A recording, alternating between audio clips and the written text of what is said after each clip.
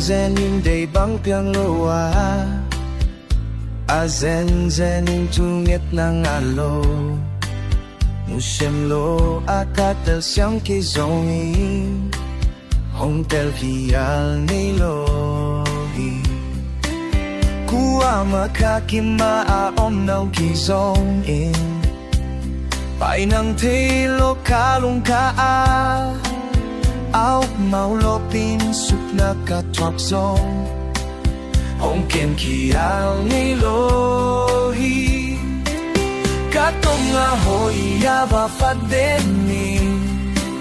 Aman ki hong don siyang ilohi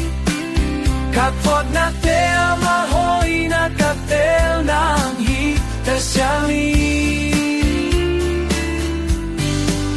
Kanun sungda na katwag selhang Hito'y te chilong tao balhin Kanun day na kam Hatbe kagen man kabekin hong te pa Di hong iten pa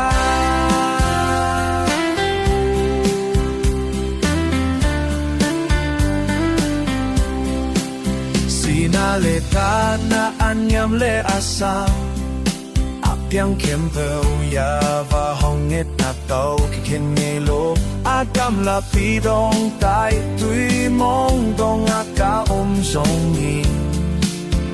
Yava hongit nan hong shalom Yava hongit nan hong banden hi Katong ahoy yava fadenin Aman kay hong don siyang ilo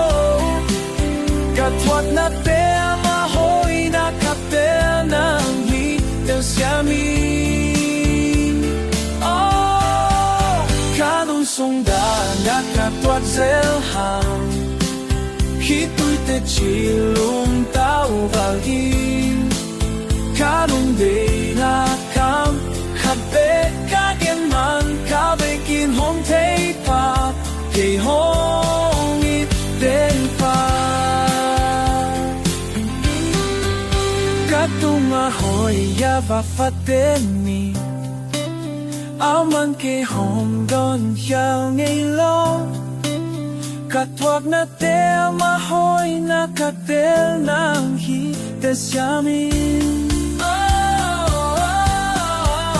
Kanong sundan na katwag selhang Hito'y te chilong